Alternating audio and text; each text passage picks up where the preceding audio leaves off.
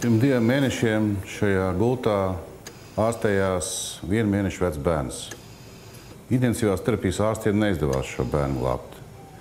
Bērns dzima mājas dzemdībās un nesaņēma K vitamīnu profilaksi. Tā rezultātā bērnam attīstījās asins recēšanas traucējumi un smags asins izplūdums smadzenēs. Kā rezultātā bērns gāja bojā.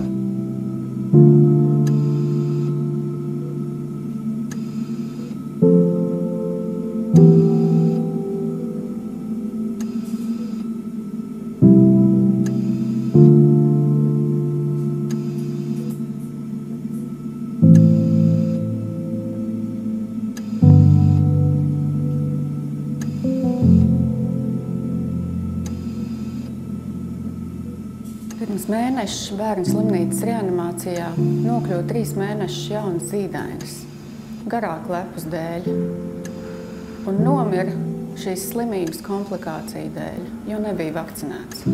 Abi šie bērni varēja dzīvot ilgi un veselīgi.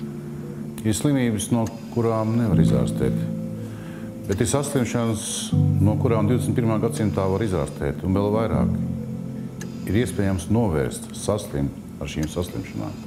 Aicinam ikvienu, kurš šaubās vai apzināti ignorē skaudro statistiku, ņemt vērā riskus un apzināties tos, jo iespējams tā pa īstam tos novērtēt nāksies esot līdzās reanimācijā savam bērnam.